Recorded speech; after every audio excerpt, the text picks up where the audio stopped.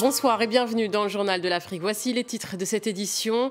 Et en République démocratique du Congo, la sortie de crise se fait attendre. Les discussions sont toujours en cours entre majorité et opposition dans le cadre du dialogue national instauré par l'Église. Un accord était attendu ce vendredi. Nous serons en direct à Kinshasa avec Thomas Nicolon. À suivre également le reportage de notre correspondant au Mali. Anthony Fouchard a suivi les soldats français et maliens dans une opération de contrôle à la frontière avec le Niger. Le but, débusquer les terroristes et confisquer les armes. Et enfin, cette période de fête, nous allons vous faire découvrir le foie gras de Madagascar. Il est produit dans un village au centre du pays qui produit 50 tonnes par an. Et la production fait même vivre tout le village. À Kinshasa, les conclusions du dialogue national se font attendre. Un dialogue initié par l'Église. Les discussions sont toujours en cours entre pouvoir et opposition. Un dialogue pour sortir le pays d'une crise profonde qui dure depuis plusieurs mois. À Kinshasa, les précisions de Thomas Nicolon. Il est difficile de savoir ce qui retarde autant la signature de cet accord. Ce que l'on peut dire, c'est que les points majeurs, les points essentiels de cet accord ont été acceptés par tous. C'est-à-dire, par exemple, le maintien de Kabila jusqu'à une présidentielle qui serait organisée fin 2017, la promesse qu'il ne sera pas candidat à cette présidentielle, la promesse qu'il n'y aura pas non plus de référendum pour changer la Constitution, là, des points qui ont été visiblement acceptés par tous, mais sur certains détails, il se peut que les choses bloquent encore, par exemple, le poste de Premier ministre. Selon le gouvernement, le Premier ministre actuel, Sami Badibanga, fait partie de l'opposition, du parti de l'UDPS, sauf que le rassemblement de l'opposition ne considère plus Sami Badibanga comme un membre de l'UDPS et il se peut qu'ils essaient de proposer une autre personnalité politique pour le poste de Premier ministre. Quoi qu'il en soit, les discussions sont encore en cours et il est difficile de savoir quand elles vont s'arrêter. Au Mali, plus de 500 soldats français, maliens, nigériens ont été mobilisés pour l'opération dite Garikou. Le but, mener des opérations de contrôle à la frontière entre le Mali et le Niger, débusquer des bandits, des terroristes, confisquer les armes. Durant cette opération qui s'est achevée ce vendredi, des combats ont même éclaté entre terroristes et armées nigériennes. Anthony Fouchard, notre correspondant, a suivi pendant plusieurs jours les soldats français et maliens. Reportage. 1h du matin, quelque part dans le désert malien, les soldats de l'opération Barkhane se préparent à marcher pour une opération d'infiltration dans des villages, accompagnés par les forces armées maliennes. 5,4 km pour l'infiltration. Et ensuite, il nous restera 11 km de reconnaissance à pied. Après une nuit de marche, les soldats sont en position et les militaires maliens donnent les dernières consignes, car une fois dans ce village, tout s'accélère. La population renseigne les militaires. Cette maison est suspecte. Des soldats du génie français décident d'entrer avec du matériel de détection. Objectif, débusquer des armes ou des composants pouvant servir à fabriquer des bombes. J'ai détecté une forte présence de métal, donc ça peut être tout et n'importe quoi, ou des munitions comme on a trouvé juste avant. Donc on va regarder.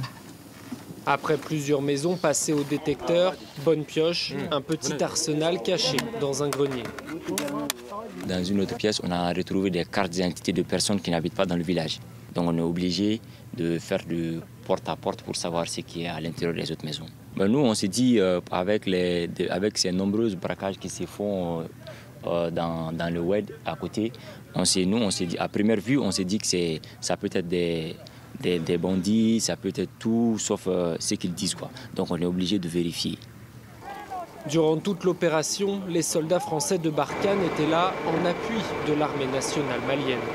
Alors pendant toute l'infiltration, donc la reconnaissance, ils étaient devant, nous on était en appui derrière. Une fois qu'on arrivait dans le village, c'est eux qui ont pris l'initiative de pouvoir demander quelles sont les maisons, pris liaison avec la population.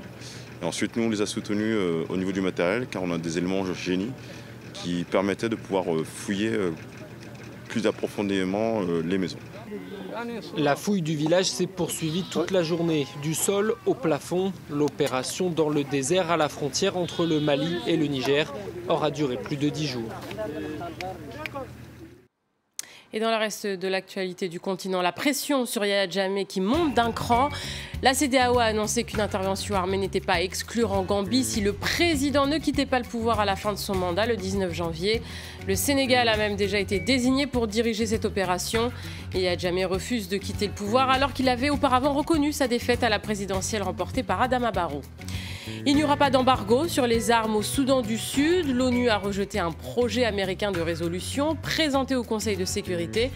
Une résolution soutenue par la France et le Royaume-Uni. Les 3 pays africains présents, Angola, Égypte et Sénégal, se sont eux abstenus.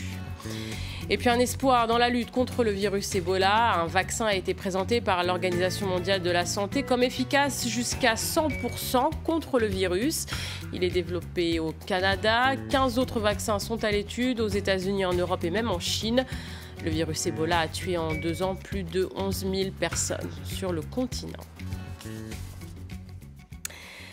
Vous avez sans doute entendu parler du mannequin challenge, plusieurs vidéos qui ont fait le buzz sur Internet où vous voyez des anonymes, des stars complètement figées telles des statues. Eh bien l'UNICEF a voulu surfer sur cette tendance sur le net pour sa nouvelle campagne de sensibilisation contre l'excision. Regardez.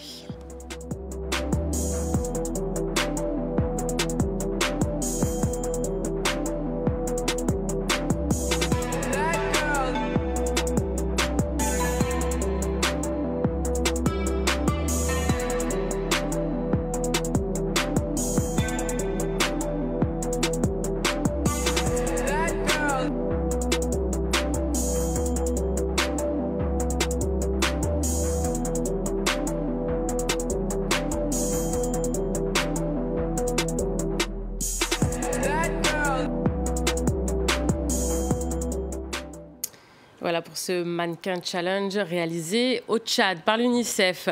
On passe au sport et l'international marocain Sofiane Boufal a reçu, vous le savez, le prix Marc-Vivien Foé. RFI et France 24 décernent chaque année ce prix au meilleur joueur africain évoluant en Ligue 1. Le footballeur n'avait pas pu récupérer son titre en mai dernier pour cause de blessure. C'est désormais chose faite. Il s'est rendu dans nos locaux cette semaine. Il est même venu avec sa maman, comme vous le voyez sur ces images. L'occasion de lui demander comment il se sentait à bientôt 1 mois de la Coupe d'Afrique des Nations, lui qui va disputer la compétition avec les Lions de l'Atlas pour la première fois. Je l'attends avec impatience parce que ça va être ma première Coupe d'Afrique. Mes ambitions, comme je vous l'ai dit, c'est d'aller le plus loin possible et d'essayer de remporter cette Coupe d'Afrique. Sofiane Boufal au micro de Cédric Ferreira et Mélina Huette. Et pour finir, en cette veille de fête, vous pensez peut-être à votre menu. En France, on le sait, le foie gras est souvent à l'honneur sur les tables. En France, mais pas seulement, puisqu'à Madagascar aussi, on produit du foie gras. Et plus précisément à BNJ, une ville au centre du pays. 8 habitants sur 10 vivent du commerce du foie gras. Gaël Borgia s'est rendu sur place. Nous sommes à 10 000 km du sud-ouest de la France. Pourtant, on surnomme cette commune la ville du foie gras. Ici, plus de 20 000 habitants vivent au rythme du célèbre patrimoine gastronomique français. Un savoir-faire qui aurait été transmis par un missionnaire il y a un demi-siècle. Ce fermier de 32 ans élève et gave des canards depuis une dizaine d'années. On fait ça à la malgache, de manière traditionnelle. On n'a pas de vrai entonnoir. Ça ne lui fait pas mal car la tige est à la bonne taille. Ici, pas de controverse sur la souffrance animale. Le foie gras est surtout une manne financière pour toute une ville. Maintenant, j'ai des rizières. Je n'achète plus de riz. Au contraire, j'ai du surplus que je vends. Et tout ça, c'est grâce au foie gras. 4 sociétés se partagent une petite filière artisanale qui produit environ 50 tonnes par an. Le pays n'exporte plus vers l'Europe après un embargo de 14 ans sur la viande, levé en 2011 sous des conditions strictes. À 20 € le kilo, le foie gras n'est pas accessible aux Malgaches. Ce sont surtout les touristes qui en profitent. C'est surprenant de trouver du foie gras dans un pays chaud déjà. C'est pas tout à fait les mêmes saveurs qu'en France. Mais bon, c'est original, c'est pas mal. En France, on met souvent, avant de faire cuire le foie gras, on le fait macérer dans du cognac ou du porto. Donc ça donne un petit goût un peu plus fort. Mais sinon, il est vraiment très bon. Si les restaurateurs vantent la qualité du foie gras malgache, c'est parce que les canards sont gavés uniquement au maïs, sans hormones ni additifs.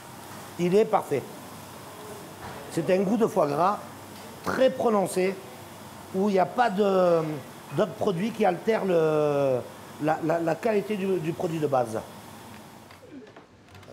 Du foie gras 100% à l'ancienne, revisité à la vanille ou au litchi de Madagascar, de quoi faire pâlir les plus fins connaisseurs.